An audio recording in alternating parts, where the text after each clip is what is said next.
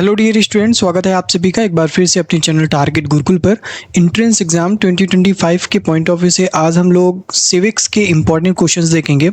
और आज हम सिविक्स का जो पहला चैप्टर है जो क्लास 12th में आपको पढ़ाया जाता है वो है कोल्ड वॉर। ठीक है, कोल्ड वॉर, इस पर बेस्ड जो भी क्वेश्चंस हैं हम यहाँ पर आज देखेंगे। लेकिन उससे पहले अगर आप लोग यूट्यूब चैनल पे पहली बार आए हैं, चैनल को जरूर सब्सक्राइब कीजिएगा, बेल आइकन को हिट कीजिएगा ताकि कोई भी नोटिफिकेशन आपसे मिस ना हो सके। और साथ ही साथ आप लोग टारगेट गुरुकुल का जो मोबाइल ऐप है उसे आप लोग जरूर डाउनलोड कीजिएगा, लिंक उसका आपको डिस्क्रिप्शन बॉक्स में मिल जाएगा। ठीक है, ये चैप्टर हम आपको बहुत ही अच्छे तरीके से समझाते हुए, ताकि आपके दिमाग में एक स्टोरी भी क्रिएट हो।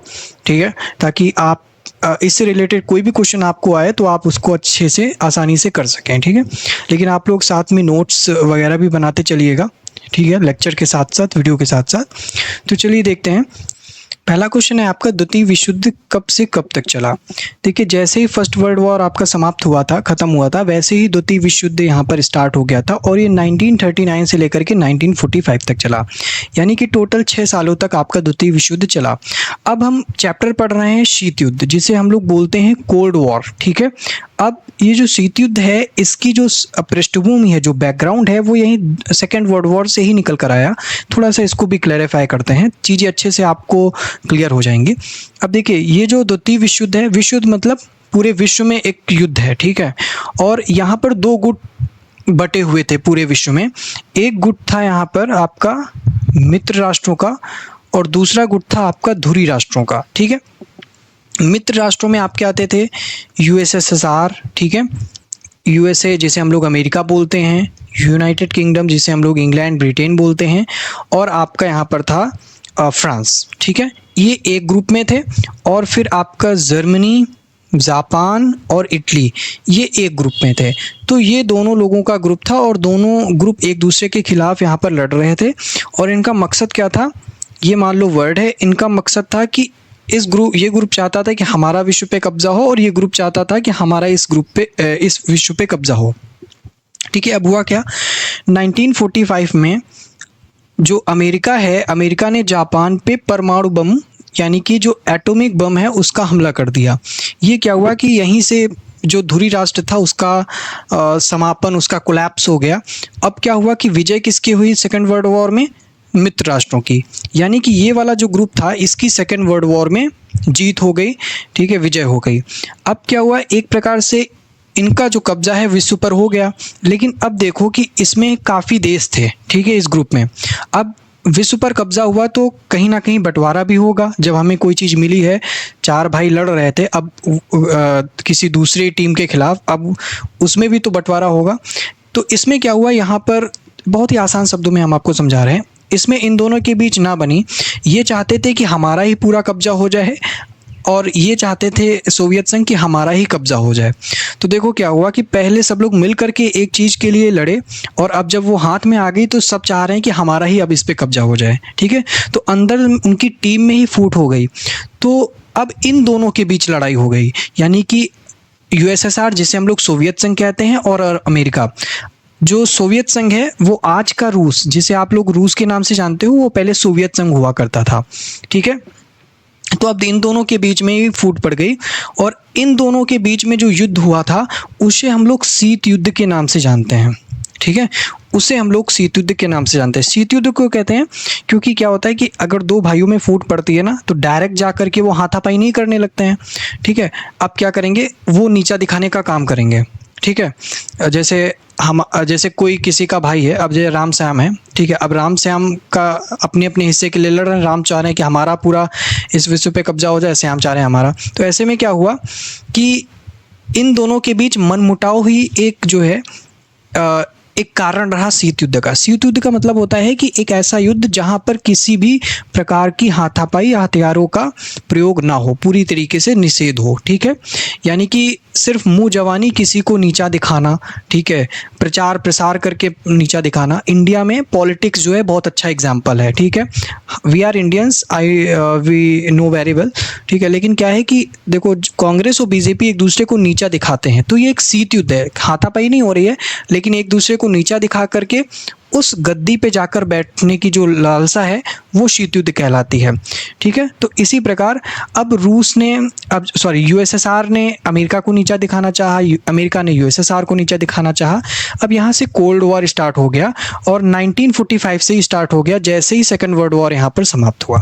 ठीक है, तो ये एक बैकग्राउंड है, आप इसको समझ के चलेंगे ना तो पूरा चैप्टर और पूरा जो आपका सिविक्स है वो समझ में आने लगेगा। ठीक है, तो पहले क्वेश्चन का आंसर आपको पता चल गया होगा। अब इसी बैकग्राउंड को लेकर के हम यहाँ पर आगे बढ़ते हैं। इंग्लिश में भी आपका है how long did the second world war last, वो था आपका 1939 टू 1945। क्लियर है, अब बढ़ते हैं आगे।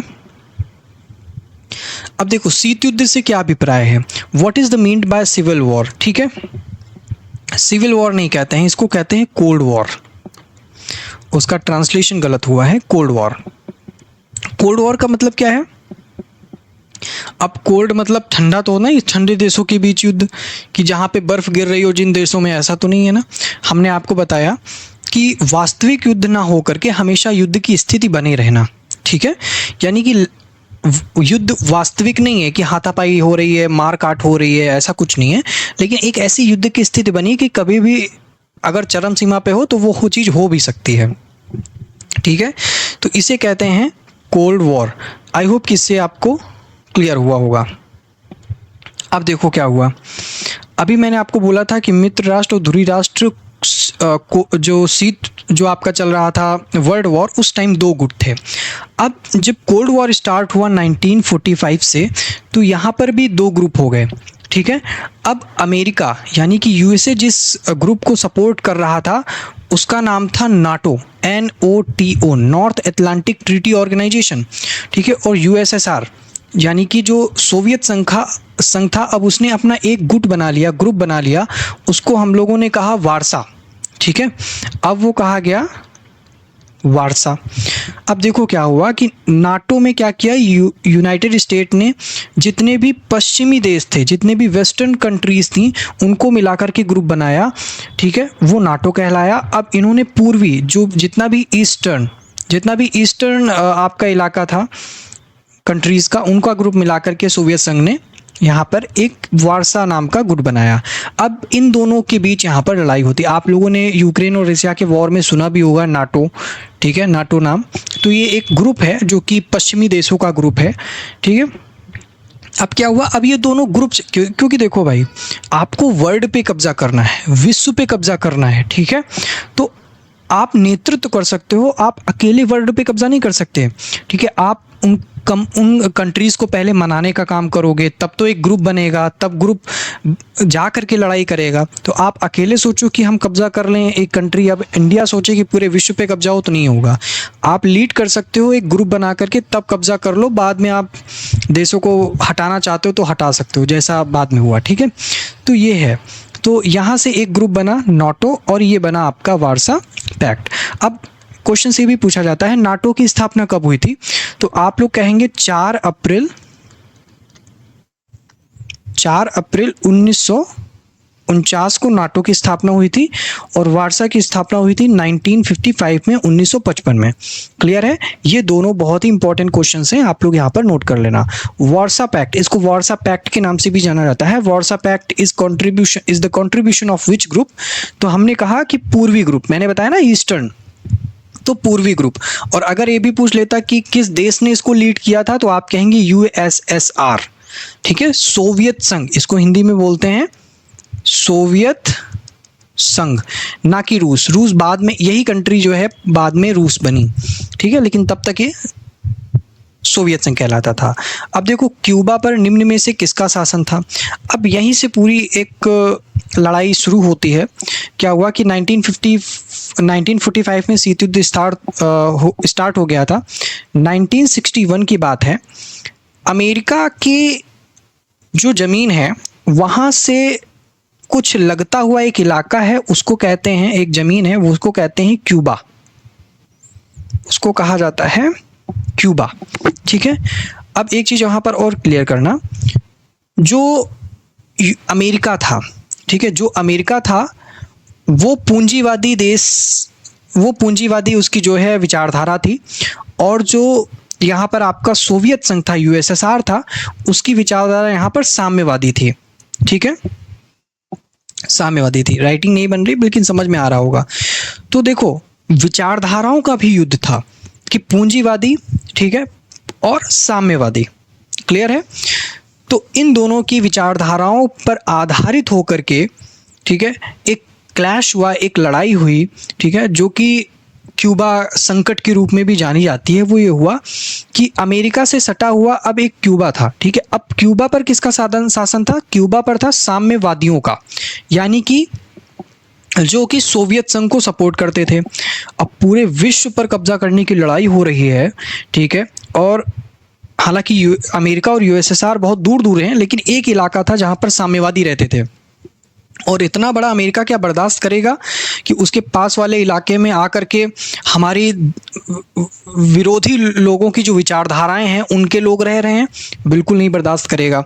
ठीक है, लेकिन इस वजह से सोवियत रूस को यहाँ पर फ़ायदा ये हुआ, यहाँ पर लग रहा था कि कहीं ऐसा ना हो कि अमेरिका इन पे हमला कर दे। लेकिन क्या हुआ कि इसी डर से सोवियत संघ ने साम्यवादियों को बढ़ावा दिया और संख्या यहाँ पे भेजी, यहाँ पे हथियार गड़ाए, ताकि अमेरिका पर डायरेक्ट आक्रमण कर सकें। क्योंकि अब रूस से बैठ करके आक्रमण करना बहुत बड़ी बात है। अगर उसके पास का कोई इलाका है जहां पर आपका कब्जा है तो आप किसी पर आक्रमण कर सकते हो। ठीक है, यानी कि आप रहते हो लखनऊ में और एक रहता है कानपुर में, तो वहां से आकर के हमला करना थोड़ा कठिन होगा। लेकिन लखनऊ में कानपुर में ही कोई एक बंदा है जिस पर आप हमला करना चाहते हो, और लखनऊ में आकर के उसी के पड़ोसी के घर में आप रुके हो ताकि आप हमला कर सको, तो आप आसानी से कर सकोगे। एग्जाम्पल दे रहा हूँ, थोड़ा सीरियसली मत। ठीक है, तो ये इसी प्रकार से साम्यवादियों का इस क्षेत्र में बोलबाला बढ़ाया, सोवियत संघ ने सपोर्ट किया और यहाँ पर हथियार जमा किए ताकि वो अमेरिका के पास है तो अमेरिका पर आक्रमण कर सके।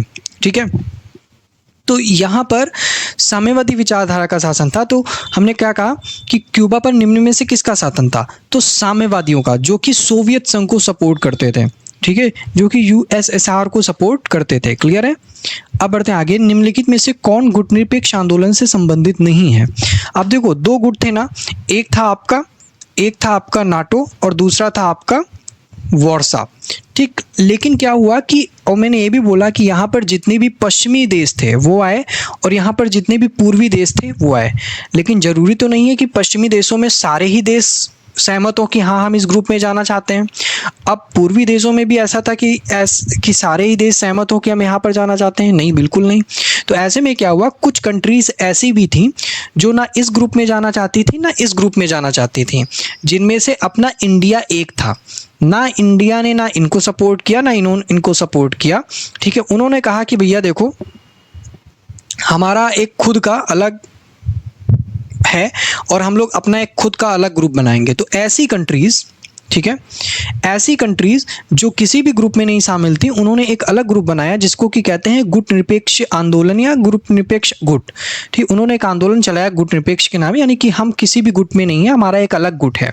ठीक है, जिसे हम लोग नॉन अलाइन ग्रुप भी कहते हैं, नॉन अलाइन मूवमेंट के नाम से यहाँ पर चलाया गया था। क्लियर है? अब देखो, कह रहा है कि निम्नलिखित में से कौन गुटनिरपेक्ष आंदोलन से संबंधित नहीं है? अब गुटनिरपेक्ष आंदोलन इंडिया था, मिस्र था, ठीक है, ऐसी कंट्रीज थी, तो इनमें से किसी ना किसी ने लीड तो किया होगा ना, तो उनके लीडर का यहाँ पर नाम है। ठीक है, अब यहाँ पर देखो, कर्नल नारसिल बिल्कुल थे, जोसेफ ब्रॉस टिटो बिल्कुल थे, पंडित जवाहरलाल नेहरू भारत की तरफ से बिल्कुल थे। ठीक है, ये मिस्र के थे, ये युगोस्लाविया के थे, ये इंडिया के थे, विल्सन इसमें शामिल नहीं थे। क्लियर है?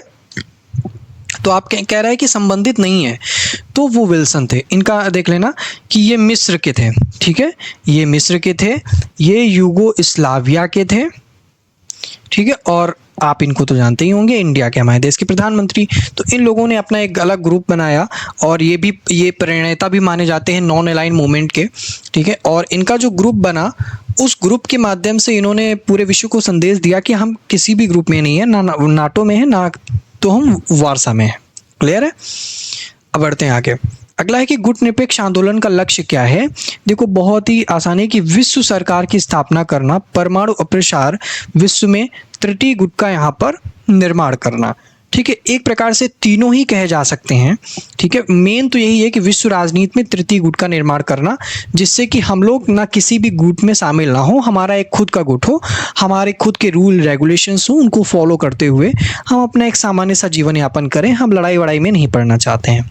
ठीक है, तो इसका उपयुक्त तीनों। ठीक है, what is the goal of the non align movement? Establishment of world government, nuclear non proliferation, creation of the third group in the world, politics, all of the above। Clear है? बढ़ते हैं आगे। अगला है कि गुट निरपेक्ष आंदोलन नरम पड़ता जा रहा है, इसका प्रमुख कारण क्या है? ठीक है, काफ़ी चीज़ें हैं कि इतना प्रभावी नहीं रहा है, क्योंकि कुछ देश, जैसे हम बात कर लें मिस्र की, युगोस्लाविया की, इंडिया को छोड़ करके काफ़ी देश काफ़ी कमज़ोर हैं, तो उनको उतना बढ़ावा नहीं मिल पाता है। आज के समय में अगर हम बात करें नाटो की, तो नाटो का एक अपना परचम है। ठीक है, तो ऐसे में क्या है, इसके नेतृत्व में दूरदर्शिता में अभाव, गुट निरपेक्ष का विचार, वैश्वीकरण के अप्रासंगिक विश्व में एक गुट को प्रभावशीलता, गुट निरपेक्ष देशों का यहाँ पर एकमत होना, कह रहा है गुट नरम पड़ता जा रहा है, इसका क्या प्रमुख कारण है? तो यहाँ पर यही मेन रीज़न होगा, क्योंकि इसके नेतृत्व में जो है वो दूरदर्शिता का अभाव है। ठीक है, lack of foresight in its leadership. अगला है कि निम्नलिखित में से कौन सा एक गुट निरपेक्ष देश नहीं है? ठीक है, अब देखो इंडोनेशिया। ठीक है, जोसेफ ब्रास टीटो, थोड़ा कन्फ्यूज़न है कि इंडोनेशिया तो था। ठीक है, वो मैंने बोला ना कि वो युगोस्लाविया के थे, थोड़ा सा एक बार देखना पड़ेगा, भूल रहा हूँ कि वो युगोस्लाविया के थे जोसेफ ब्रास टीटो या इंडोनेशिया के थे। ये चीज़ आप लोग भी देख लेना कि जोसेफ ब्रास टीटो इंडोनेशिया के थे या युगोस्लाविया के थे। ठीक है, देखो ब्रिटेन, श्रीलंका, मिस्र, इंडोनेशिया एक गुट निरपेक्ष देश नहीं है, वो आपका ब्रिटेन है। ठीक है, ब्रिटेन क्यों? क्योंकि ब्रिटेन जो है वो आपका पश्चिमी देशों में यहाँ पर आता है। Which of the following is not a non align country? वो है आपका ब्रिटेन। बाकी तीनों आपके गुट निरपेक्ष में आते हैं। क्लियर है? अगला है कि गुट निरपेक्ष आंदोलन का प्रथम सम्मेलन कहाँ हुआ था? गुट निरपेक्ष आंदोलन की नींव कहाँ पर पड़ी थी? तो वो बेलग्रेड में पड़ी थी 1961 में। ठीक है, लास्ट ऑप्शन नंबर डी इसका राइट आंसर होगा। अगला है कि परमाणु अप्रसार संधि जो है वो निम्न की परिभाषा के अंतर्गत परमाणु शक्ति संपन्न देशों को नहीं माना गया है। अब यहाँ पर देखना, परमाणु शक्ति संपन्न देश नहीं माना गया है, वो जापान है। ठीक है, अमेरिका है, ब्रिटेन है, फ्रांस है। परमाणु अप्रसार संधि क्या कहती है? परमाणु अप्रसार संधि कहती है कि 1967 से पहले जिनके पास एटम था, जिनके पास परमाणु बम था और जिन्होंने इसका उपयोग किया है, जिन्होंने इसका परीक्षण किया है, केवल ऑफिशियली वही परमाणु शक्ति संपन्न देश हैं। न्यूक्लियर नॉन प्रोलिफरेशन जो है उनके पास पावर है। ठीक है, न्यूक्लियर पावर है और किसी के पास नहीं है। और इसके बाद जिन लोगों ने अपने एक्सपेरिमेंट किए हैं उनको काउंट नहीं किया जाता है कि इनके पास यहाँ पर पावर रही है। ठीक है, ऐसा माना जाता है। Which of the following is not considered the nuclear power under the definition of nuclear non proliferation treaty NPT जिसको कि बोलते हैं, वो है आपका ये जापान। ठीक है, शीतयुद्ध से क्या अभिप्राय है? बहुत ही क्लियर शब्दों में मैंने आपको क्लियर ही बताया है कि संयुक्त राज्य अमेरिका और सोवियत संघ के बीच एक प्रतिस्पर्धा, एशियाई देशों का विश्व में वर्चस्व, अमेरिकी देशों की आर्थिक गतिविधि में, तो ये आपका पहला आंसर राइट होगा। तो घुमा फिरा के किसी भी तरीके से आपकी डेफिनेशन पूछ सकता है, कुछ टर्म्स होंगे उसमें वो भी पूछ सकता है। ठीक है, अगला है कि गुट निरपेक्ष आंदोलन का प्रमुख उद्देश्य क्या था? उपनिवेशवाद से मुक्त हुए देशों की स्वतंत्र नीति को यहाँ पर समर्थ बनाना, किसी भी सैन्य संगठन में शामिल होना, वैश्विक मामलों में तटस्थता की नीति, वैश्विक आर्थिक समानता के ध्यान पर केंद्रित करना। तो पहला जो ऑप्शन है, ऑप्शन नंबर ए, वो इसका राइट आंसर है। To enable the independent policy of countries freed from colonialism. अब देखो एक चीज और यहाँ पे नोटिस की है कि जो गुट निरपेक्ष आंदोलन था, जो नॉन अलाइंड मूवमेंट था, ठीक है, इस नॉन अलाइंड मूवमेंट में मोस्टली वही कंट्रीज थी जो कॉलोनियल से जो उनका एक कहते हैं ना कि उपनिवेशवाद के अंतर्गत पहले उनके क्या वो वर्ड नहीं याद आ रहा है, उनकी गुलाम थी। ठीक है, उनके गुलाम थी कॉलोनियल शासन के अंतर्गत। तो उसी से जो आज़ाद हुए थे उसमें इंडिया भी था, इंडिया भी ब्रिटेन से आज़ाद हुआ था। तो उन्हीं कंट्रीज़ ने मिलकर के अपना एक अलग ग्रुप बनाया था ताकि इन गोरों के चक्कर में नहीं पड़ता है, ठीक, एक प्रकार से ऐसे ही कह सकते हैं। अगला है कि मार्शल योजना से क्या अभिप्राय है। तो द्वितीय विश्व युद्ध के बाद अमेरिका द्वारा यूरोप की आर्थिक सहायता करना, द्वितीय विश्व युद्ध के द्वारा चलाई गई मानवीय एकता का योजना। पहला आंसर इसका राइट होगा, ठीक है, ऑप्शन कि द्वितीय विश्व युद्ध के बाद अमेरिका के द्वारा यूरोप की आर्थिक सहायता यहाँ पर करना। ये मार्शल योजना कब लाई गई थी? 1947 में, ठीक है, ये भी नोट कर लेना। What is mean by the Marshall Plan? America provided economic assistance to Europe after the Second World War. Clear है? सेकेंड वर्ल्ड वॉर के बाद, यानी कि 2 साल के बाद, 1947 में। अगला है कि शीत युद्ध के प्रमुख कारण क्या है, ठीक है, शीत युद्ध का प्रमुख कारण, what are the main reasons for the cold war. परमाणु बम की तकनीक, वीटो का प्रयोग, संयुक्त संघ द्वारा बर्लिन की घेराबंदी, या फिर ये। तो ये इसका राइट आंसर है। सोवियत संघ के द्वारा जो बर्लिन की घेराबंदी, ये एक रीजन था, ये एक रीजन था, ठीक है। अगर जैसे मैंने बोला क्यूबा संकट की बात की थी 1961 में, तो वो भी एक रीजन था। शीत युद्ध का प्रमुख कारण क्या था? क्योंकि ऐसी स्थिति बन रही थी जिससे कि हाँ, जो वास्तविक युद्ध है, जो रियल वॉर है, वो हो सकता था, लेकिन ये कोल्ड वॉर में ही रहा, ठीक है। तो ऐसी सिचुएशन जहाँ पे होती, वो रीजन कहलाती हैं। Clear? What are the main reasons for the cold war. एक मेन रीजन की बात कर रहा है, तो एक रीजन आपको बताना है, ठीक है। मेन रीजन क्या था? मेन चीज एक ही होती है। 1960। नेक्स्ट क्वेश्चन है कि 1960 के दशक में अमेरिका एवं सोवियत संघ महाशक्तियों देशों के बीच कौन से महत्वपूर्ण समझौते हुए थे? Which important agreements were signed between the super power countries America and Soviet Union in 1960s। तो परमाणु अप्रसार परमाणु परीक्षण प्रतिबंध संधि, परमाणु अप्रसार संधि, दोनों थे, ठीक है। तो इन दोनों, एक हुई थी 1963 में, एक हुई थी 1967 में। ये 1967, ये 1963, ठीक है। तो दोनों ही बहुत ही महत्वपूर्ण थी, ठीक है। आगे बढ़ते हैं। पश्चिमी गठबंधन यूएसए। देखो, पश्चिमी गठबंधन बात कर ले, अमेरिका बोल ले या फिर नाटो बोल ले, बात एक ही है, ठीक है। द्वारा अप्रैल 1949 में नाटो की स्थापना, मैंने बोला था ना कि 4 अप्रैल 1949 को नाटो की स्थापना की गई थी। इस संगठन में कितने देश यहाँ पर शामिल थे उस समय? ये थोड़ा सा क्वेश्चन मेरे को एग्जैक्टली नहीं याद है, ठीक है। देखो, जो सच्चाई है वो है, मुझे एग्जैक्टली इतना नहीं याद है। तो एक बार ये आप लोग क्वेश्चन देख लेना कि कितने देश थे वहां पर, ठीक है। थोड़ा सा कंफ्यूजन है, एक बार आप लोग एग्जैक्टली इसको देख लेना कि कितने, जब स्थापना हुई नाटो की, तब इसमें शुरुआत में कितने कंट्रीज थी। क्लियर है? तो आप इसको देख करके कमेंट करके जरूर बताइएगा मुझे भी। वार्सा की संधि किस वर्ष हुई थी? मैंने बताया था 1955 में। In which year did the treaty of Warsaw take place? 1955 में। अगला है कि गुटनिरपेक्ष के प्रमुख तत्व क्या हैं? स्वतंत्र विदेश नीति और शांति की नीति का समर्थन करना, ये सभी, ठीक है। ऑल ऑफ दिस, ये क्योंकि हम लोग शांति के समर्थक भी हैं और गुटनिरपेक्षता इसी का प्रतीक भी रही है, प्रेरणा स्रोत रही है सभी के लिए। अगला क्वेश्चन है कि वर्ष 2012 में हुए तेहरान सम्मेलन में गुटनिरपेक्ष देशों की संख्या यहाँ पर कितनी थी? वो थी 120, ठीक है। What was the number of non aligned countries in the Tehran conference held in 2012? वो थी 120। अगला और लास्ट क्वेश्चन है कि गुटनिरपेक्ष आंदोलन के समय संस्थापक सदस्य देश इंडोनेशिया के राष्ट्रपति कौन थे? वो थे सुकर्नो, ठीक है। Option number C, Sukarno. अच्छा, थोड़ा गड़बड़ हो गया है सीक्वेंस, लेकिन सुकर्नो ही इनका करेक्ट आंसर है, ठीक है। हाँ, वो मैंने बोला था ना कि जोसेफ ब्रास टिटो, वो युगोस्लाविया के ही थे। एक बार फिर से आप लोग कंफर्म कर लीजिएगा, वो युगोस्लाविया के ही थे, क्योंकि इंडोनेशिया के तो सुकर्नो थे, ठीक है। अभी मैंने देखा नाम तो मुझे याद आया, ठीक है। तो जोसेफ ब्रास टिटो वो सही था। एक बार फिर से आप लोग डबल चेक कर लीजिएगा। तो ये रहे आपके 20 इंपॉर्टेंट क्वेश्चन जो कि सिविक्स के पहले चैप्टर से रिलेटेड थे, कोल्ड वॉर से। अब हम इसके आगे के चैप्टर जो हैं वो देखेंगे, ठीक है। तो अब हम बात करें तैयारी की। तो तैयारी के लिए आपको बस काम करना है कि टारगेट गुरुकुल का जो मोबाइल ऐप है, आप उसको जाकर के डाउनलोड कीजिए, ठीक है। और साथ ही साथ जो आपके बैचेस चल रहे हैं, जाकर के एक बार देखिए, डेमो क्लासेस देखिए, विजिट कीजिए, पीडीएफ नोट्स, क्वेश्चंस वगैरह देखिए, पढ़िए, ठीक है। फिर डिसाइड कीजिए और जाकर के अपना जो कोर्स है उसको इनरोल कीजिए, क्योंकि टाइम बहुत कम बचा है। इसी कम टाइम में आपको एक अच्छी तैयारी करनी है, और जो भी चीज़ें मैंने बताई उनको अच्छे से नोट डाउन करो और उनका रिविजन करते रहो, ठीक है। तो फिलहाल आज के लिए इतना ही, मिलते हैं नेक्स्ट वीडियो में। Thank you so much.